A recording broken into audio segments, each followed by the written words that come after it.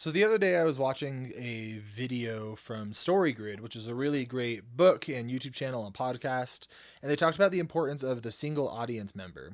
Basically, the idea is if you're trying to write to everybody, you're going to end up writing to nobody. There is like a target for your book, I guess. Um, your book isn't going to appeal to everybody, but it's going to appeal to one specific kind of person. At least that's the hope. And so for me, I didn't know what kind of person my book would appeal to. I have a group of people online on my YouTube channels that my content has appealed to in the past, and so I figured it would be something like that.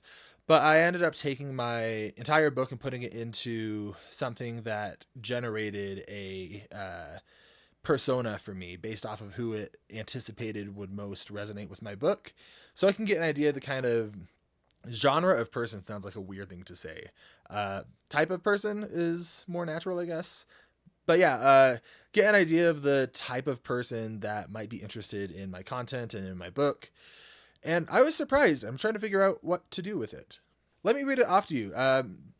Going into it, I appreciate the perspective. The person sounds like a really cool kind of person that I would resonate with and enjoy talking to and enjoy writing for. But it's also really not what I was expecting. So this is what I got. Name, Alex. Gender, non-binary, age 24. Occupation, graduate student in literature. Background. Alex grew up in a small town but moved to the city for university. They've always felt like an outsider, struggling to fit in with societal norms and expectations. This has led to a deep appreciation for stories about misfits finding their place in chosen families. Interests in fantasy and science fiction literature, that one makes sense. Character-driven narratives, LGBTQ plus representation in media, mental health awareness, and tabletop role-playing games. Alex is introspective and empathetic. They value emotional intelligence and are drawn to stories that explore complex relationships and personal growth. They have a keen interest in psychology and enjoy analyzing character motivations and interactions. Alex loves books that blend action and adventure with deep character development. They're particularly drawn to stories featuring diverse casts and non-traditional relationships.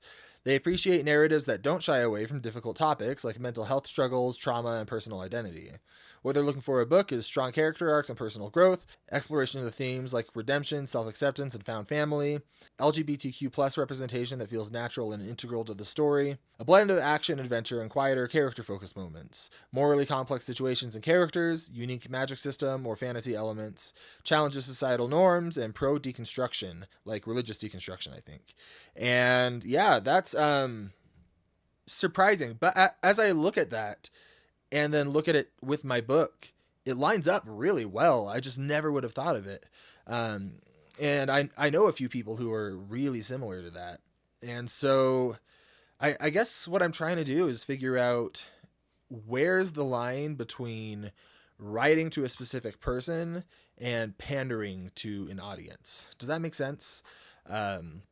So for example, this person, they enjoy LGBTQ relationships in a story. And I have one of those in my story. But I hadn't necessarily coded it super strongly from the beginning. And so I'd wonder if that coding was there. Is that something that would feel like pandering or just setting up in a way that would capture that person's interest early on?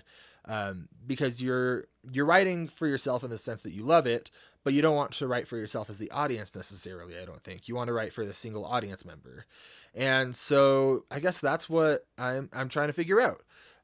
Where does the separation lie between writing to a specific person and pandering, or writing to a specific person and compromising your artistic vision? And I feel like the line is ambiguous, I guess.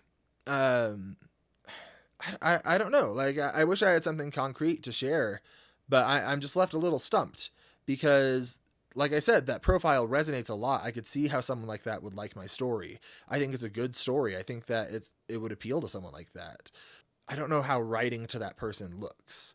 I could see framing things as if I was talking to that person being effective, but I just don't know where that line is. Anyway, so that's what's been on my mind and what I've been trying to figure out. Have you ever thought about who your book would most appeal to, like down to a specific person? I think it's a really nice exercise, and it helps me sort of think about who my book is going to most appeal to. I'm in a little trouble because all the people I was thinking it would appeal to, like it's a good book. I think they're going to like it regardless, but they're not the ones that it's for, I guess, necessarily. According to that, and I agree with it. But anyway, yeah, so those are my thoughts. That's what I'm working through and trying to figure out right now. I'm curious if you've ever tried it, if you've been able to figure that out, or where you think the line is between writing to a person and pandering. Let me know in the comments. I'll see you next time.